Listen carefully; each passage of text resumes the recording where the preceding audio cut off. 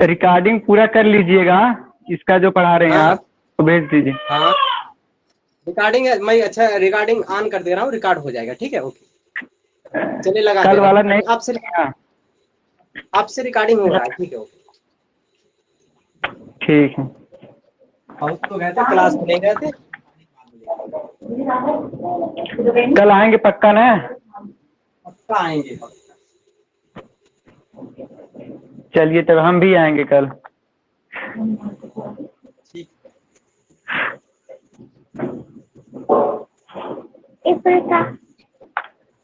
चलिए देखिए, निरक्षी स्थिति की बात करेंगे हम लोग। अनिरक्षी स्थिति बस एक छोटा सा टॉपिक है, उसके बाद सारी चीजें खत्म हो जाती हैं। निरक्षी स्थिति चैप्टर को कंप्लीट करके तब बंद करेंगे, ठीक है, थोड़ा देखिएगा, जल्दी कंप्लीट करेंगे। लाइट अच्छा, 1 मिनट, ब्राइटनेस का, ठीक है, लाइट ना अब तो क्लियर आ रहा होगा शायद। चलिए देखिए, हाँ बात करेंगे निरक्षी स्थिति की बात करें तो निरक्षी, आप सही दिख सर। अब सही दिख रहा है ना? हाँ। निरक्षी स्थिति देखिएगा, निरक्षी स्थिति में क्या होगा कि एक्सिस पोजीशन के लिए बात करें कि यदि कोई वैद्युत द्विध्रुव अगर ये है आपका, अगर ये वैद्युत द्विध्रुव है, अगर इसके इस पे अक्ष पे, ये इसका अक्ष कौन है, ये हमारा, ये इसका अक्ष होता है, ये इसके जिसका सेंटर से होके जाता है, ये इसका क्या है, अक्ष है, ये इसका अक्षीय पोजीशन है, तो इसका ये अक्ष है। और ये निरक्ष की बात करेंगे तो अक्ष से परपेंडिकुलर जो होगा ये वाला, ये पार्ट को इसको बोलेंगे निरक्षी बोलेंगे। तो कहने का मतलब ये है कि अब तक हम लोगों ने अक्षीय स्थिति को पढ़ा था, अक्षीय स्थिति में हमने पी की जो वैल्यू निकाला वो मतलब इस पोजीशन पे, चाहे यहाँ पे हो, यहाँ पे हो, यहाँ पे हो, इधर कहीं पे भी हो, इसे बोलेंगे अक्षीय पोजीशन, कहेंगे अक्ष में रहेगा। निरक्षी की बात करेगा तो यहाँ के जो मध्य बिंदु O है, यहाँ से आपको R दूरी पर यहाँ लेगा, तो जब R दूरी पर स्थित बिंदु P है तो वही बात फिर लिखने पड़ेंगे कि वैद्युत द्विध्रुव आपका AB है, यहाँ से एक पर प्लस Q आवेश, एक पर माइनस Q आवेश होगा, और इसके बीच की दूरी जो होगा वह यहाँ से लेके यहाँ तक ये L होगा, और ये वाली दूरी जो होगा ये क्या होगा, ये भी L होगा।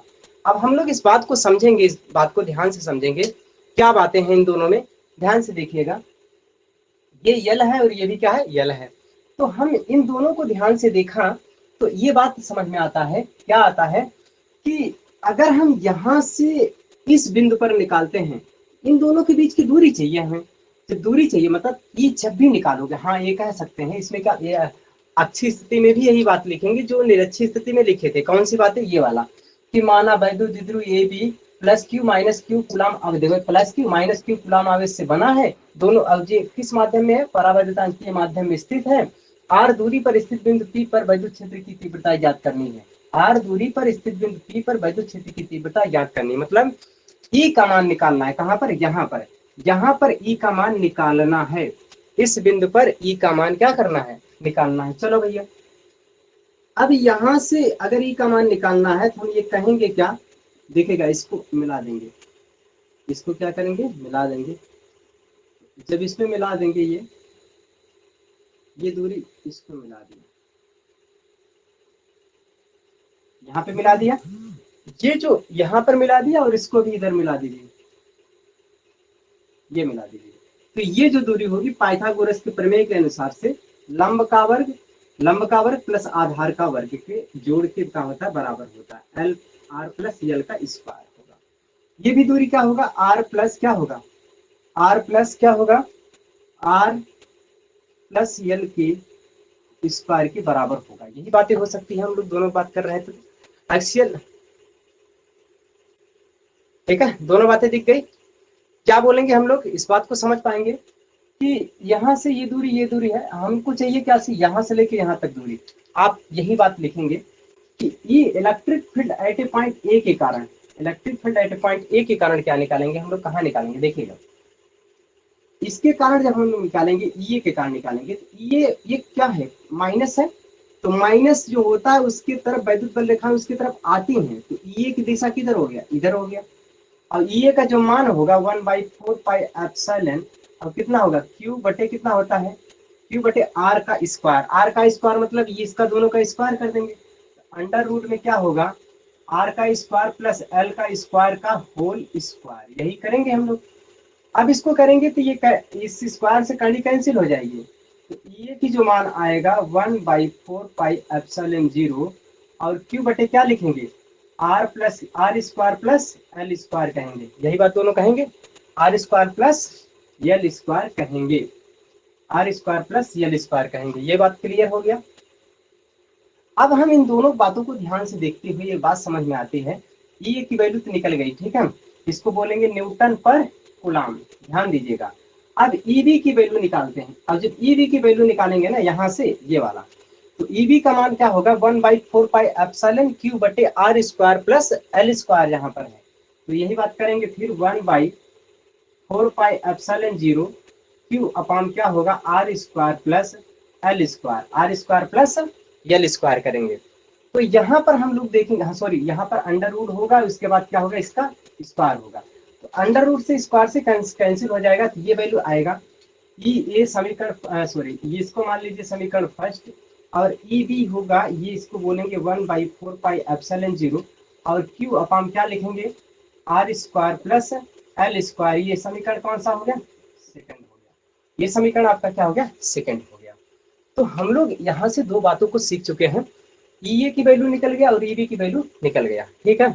अब हम लोग डायरेक्शन की बात करें, ई इधर होगा और ई बी के मान जो होगा ये प्लस है, प्लस होने की वजह से इसकी दिशा किधर होगा इधर होगा, तो जब ये माइनस इधर है प्लस उधर है, तो अब ये इसका जो परिणामी जो होगा वो किधर होगा, इसको जब कंपोनेंट में के रूप में जब ब्रेक करते हैं तो एक कंपोनेंट ऊपर आता है जिसे बोलते हैं ई बी, क्या होगा ई बी साइन थीटा, और यहाँ पर ई ए होगा साइन थीटा, और इधर की तरफ जो जाएगा ये वाला परिणामी इधर वाला इधर की तरफ आएगा वो होगा ई ए कॉस थीटा, और ये होगा ई ए क्या होगा ई बी कॉस थीटा। यही थोड़ा समझ में नहीं आ रहा होगा, ई बी कॉस थीटा। ध्यान रहे ये जो मान है यही दोनों परेशान कर रहे होंगे आप लोग को। देखिए क्योंकि जो वैद्युत क्षेत्र होता है यह एक सदिश राशि होता है और इसको सदिश योग के नियम का पालन करते हुए इसे जोड़ा जाता है, साधारण जोड़ की तरह नहीं जोड़ा जाता है। तो जब हम लोग क्या करते हैं इसको कंपोनेंट को ब्रेक करते हैं तो ये नीचे जितना नीचे मान है ई ए और ई बी दोनों बराबर होते हैं, कैंसिल हो जाएंगे। जो परिणामी ई आएगा, परिणामी जो ई आएगा, जो परिणामी ई आएगा तो परिणामी ई का जो मान होगा, परिणामी ई का मान क्या होगा वह होगा E A cos theta plus E B cos theta, और ई ए और ई बी दोनों क्या है बराबर है, तो दोनों को जोड़ दीजिए क्योंकि ई ए का मान जो आएगा वही ई बी का मान आया, दोनों क्या है बराबर है। जब बराबर है तो दोनों को जोड़ दीजिए, क्या आ जाएगा ये वैल्यू हो जाएगा 2 कॉस थीटा। देखिएगा ई ए और ई बी का मान दोनों बराबर है ना, और कॉस थीटा दोनों बराबर है तो दोनों जुड़ जाएंगे, जुड़ेंगे क्या हो जाएंगे ई ए कॉस थीटा। 2 कहाँ से आया क्योंकि एक ही और एक थे दोनों बराबर हैं तो जोड़ दिए, दोनों दोनों जोड़ के हो गए 2a cos थीटा। जब ये 2a cos थीटा हो गया, अब हम क्या करेंगे इसे समीकरण मान लिया कौन सा थर्ड मान लिया, समीकरण थर्ड होगा। अब यहाँ समीकरण थर्ड में ही मान रख दीजिए, आपका आंसर क्लियर हो गया। देखिए कैसे होगा, इस पे हम लोग क्या समझेंगे, इस बात को थोड़ी सी बातों को समझिए। अब यहाँ पर ई जो परिणामी ई है इसका मान लिखेंगे 2 गुणे ई ए का मान लिखिए, ई ए का मान कितना है 1/4 पाई एप्सिलॉन 1/4 पाई एप्सिलॉन, और क्या होगा क्यू बटे कितना लिखेंगे, क्यू बटे क्या लिखेंगे ये वाला आर स्क्वायर और प्लस एल स्क्वायर, क्या होगा R square plus L square. अब इसमें गुणा होगा, गुणा कितने का होगा, गुणा होगा 1 अपान कितने का, हाँ कास थीटा। अब कास थीटा का मान बहुत जरूरी है, कास थीटा का मान कितना होगा ध्यान दीजिएगा, कास थीटा का मान दिखने जाओगा उधर, कास थीटा का मान कितना होगा देखिएगा। अगर हम कास थीटा का मान निकालें तो थीटा बराबर ये हो गया, कास थीटा बराबर होता आधार बटे का कर्ण होता है, ध्यान दीजिएगा आधार बटे कर्ण मतलब क्या होगा एल अपान क्या होगा, क्या लिखेंगे एल बटे क्या लिखेंगे यही तो होगा भाई, कास थीटा बराबर होता है आधार बटे क्या होगा कर्ण होगा, तो आधार ये थीटा अगर ये है तो लंब ये होगा आधार ये होगा, तो आधार मतलब यल बटे क्या लिखेंगे ये अंडर रूट के लिखे अंडर रूट में क्या लिखेंगे R square plus L square. अब इसी कास थीटा का मान वहां पे रख देंगे, जब वहां पर कास थीटा का मान लिखेंगे तो लिखेंगे एल अपान में अंडर रूट में क्या लिखेंगे R square plus L square कहेंगे। अब इन दोनों को जोड़िएगा, ध्यान दीजिए, देखिएगा यहाँ की घात कितना 1 है और यहाँ की घात 1/2 है। जब दोनों को जोड़ेंगे, अब यहीं पर थोड़ा बायोलॉजी वालों को समझ में नहीं आता, मैथ वाले तो बेचारे सही होते हैं। बात यहाँ की एक घात ये है और अंडर रूट की वजह से 1.5 घात 1/2 होता है, तो 1 और 1/2 बराबर 3/2। यही बात थोड़ी सी दिक्कत कर रहा होगा। तो 1/4 पाई एप्सिलॉन 0, देखिए ध्यान से फिर समझा रहे हैं अच्छे से। भाई 1/4 पाई एप्सिलॉन लिखा, बचा क्या क्या है, 2 है, Q है, L है, तो उसे लिखते हैं Q इंटू 2L। कोई दिक्कत किसी को? देखिए ध्यान से भाई, देखो मैंने 1/4 पाई एप्सिलॉन को लिखा, फिर Q लिखा इंटू 2L लिखा, Q इंटू 2L, 2L मतलब 2 इंटू L लिखा, और 2 और यहाँ पे क्या लिखा, Q इंटू 2L, ये दोनों बातें लिखा भाई, Q इंटू 2L, ये दोनों बातें लिखा। अब हम क्या करेंगे, नीचे जो गुणा कर रहे हैं कौन कौन सा, ये वाला दोनों गुणा कर रहे हैं, ये गुणा कर रहे हैं, कौन कौन सा पार्ट गुणा कर रहे हैं, देखिएगा ध्यान से गुणा कौन कौन कर रहे हैं। अगर इन दोनों में अगर हम जोड़ेंगे, इन दोनों में जब जोड़ रहे हैं, तो दोनों में जोड़ने के बाद क्या मिल रहा है, दोनों को जब जोड़ेंगे, ध्यान दीजिए यही बात कि घात इसका 1 है, इसका घात कितना है, इसका घात इस करड़ी को, करड़ी बराबर होता है, करड़ी बराबर होता है 1/2, इसका घात 1/2 है। जब 1/2 और 1 दोनों को जोड़ेंगे तो हो जाएगा आर का स्क्वायर प्लस एल का स्क्वायर, क्या होगा, एल का स्क्वायर का घात कितना हो जाएगा 3/2। बात क्लियर है कि नहीं, ये बात समझ में आ रही कि नहीं? पहले बात को समझिएगा अच्छे से, ये बात दोनों क्लियर है ना? कहेंगे देखिएगा, ये बात कहाँ से डाउट हो रहा है, कुछ पूछना है पूछिए किसी को, कहाँ डाउट हो रहा है, किसमें से कुछ पूछना है कि का ये कहाँ से हुआ, ये कहाँ से हुआ, ये कहाँ से हुआ, ये कैसे हुआ, ये कैसे हुआ, ये कैसे हुआ, वो कैसे हुआ, कैसे हुआ। 3/2 कैसे हाँ हुआ? बोलिए, कौन बोला, बोले सर विपिन, क्या विपिन, बोले? हाँ घात विपिन सर बोले। 3/2 कहाँ से हुआ? अरे भाई 3/2, हाँ देखिए, ये और ये दोनों पार्टी एक हो रहे हैं, देखिए अब भाई ये और ये दोनों एक हो रहे हैं, विपिन सुनिए, ये और ये दोनों एक हो रहे हैं, ठीक है। तो इसके पास 1 रुपए है, इसके पास 1 रुपए, कैसे 1 रुपए है, जब किसी को, जैसे मान लो एक्स का घात कितना है, तो एक्स का घात कितना, अगर कोई घात नहीं है तो 1 माना जाएगा, कितना माना जाए, 1 माना जाएगा। अब इस पूरे डिब्बा को जब बंद कर दिया, ये वाला देखो, देखो ये कोष्टक बन के, ये कोष्टक बन के, ऊपर घात कितना लगा है, उसके ऊपर घात 1 लगा है, 1 लिखा नहीं जाता। और ये बताइए इसको जब बंद करेंगे, देखो ये डिब्बा बंद किया या भाई, जो डिब्बा इसके अंदर है वही चीज तो इसके अंदर है। अब इसके ऊपर क्या लगा है, करड़ी लगा है, करड़ी का मतलब होता है 1/2, और इसका ऊपर करड़ी नहीं लगा है। इसको बंद करने के बाद क्या लिखेंगे, हम 1 लिखेंगे, क्या लिखेंगे, 1 लिखेंगे। जब 1 लिखेंगे और यहाँ 1/2 लिखेंगे, 1 लिखेंगे और यहाँ 1/2 लिखेंगे, तो 1 लिखेंगे और 1/2 लिखेंगे, तो दोनों को जोड़ेंगे तो कितना हो जाएगा भाई, 1 और 1/2, तो ये हो जाएगा 3/2। भाई 1 प्लस 1/2 करेंगे, ये कितना हो जाएगा, ये हो जाएगा लघुत्तम लिया 2, यहाँ 2 प्लस 1 बराबर कितना, 3/2, तो ये कितना हो गया, 3/2 हो गया। कितना आया, 3/2 आया। तो हम इस बात को समझिएगा, 3/2 आ रहा है यहाँ पर, कितना आया, 3/2 आया। तो 3/2 हम आप इसको यहाँ पर लिखेंगे, कितना लिखेंगे, 3/2 लिखेंगे। जब यहाँ 3/2 मैंने कर दिया, यहाँ पर कितना कर दिया, 3/2 कर देंगे।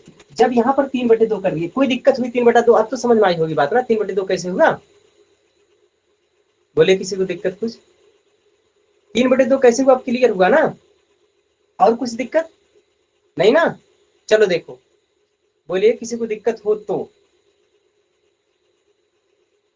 कमेंट कर रहे हैं क्या, गौरव सिंह, क्या मतलब, यस सर मतलब क्या दिक्कत है क्या, बोलना चाहिए नो सर जो दिक्कत है माइक ऑन करके बोल सकते हो जो बोलना हो, ठीक है, ठीक है। देखिए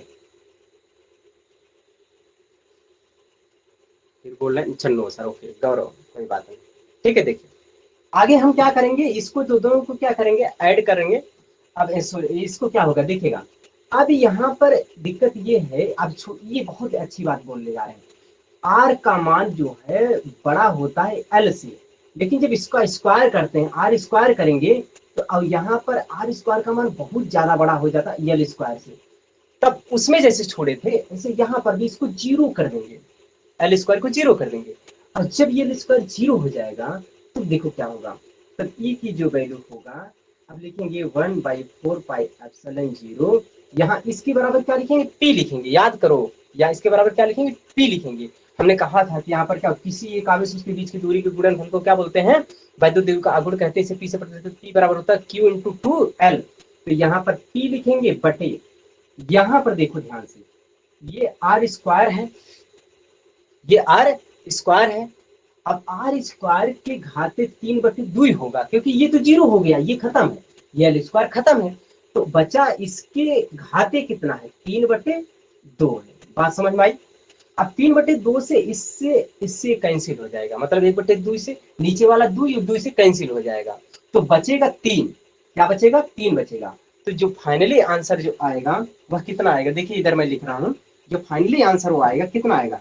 अब ई का जो मान आएगा वह कितना आएगा, 1/4 पाई एप्सिलॉन 0, और उसके बाद पी बटे कितना होगा, पी बटे आर का क्या लिखेंगे, क्यूब लिखेंगे, आर का क्यूब न्यूटन पर कूलाम लिखेंगे, न्यूटन पर कूलाम लिखेंगे। ठीक, इसी तरह थोड़ा थोड़ा चल रहा है। और हाँ, अब क्लासेस जो है कल से थोड़ी ज़्यादा चलेंगी, और जो भी होगा चलेगा, रेगुलर चलेगा, बंद नहीं होगा। और कुछ कुछ समय आते हुए उम्मीद है, देखिए 24-24 तक शायद लॉकडाउन की समस्या दिख रही है। अगर लॉकडाउन लगता है तो बेहतर, तब तो ज़्यादा चलना जाएगा, और नहीं तो इसे छूट करेंगे, कोई दिक्कत नहीं। ठीक है, हेलो पढ़ते रहिए। हाँ, हेलो। सुबह आइएगा। हाँ सर,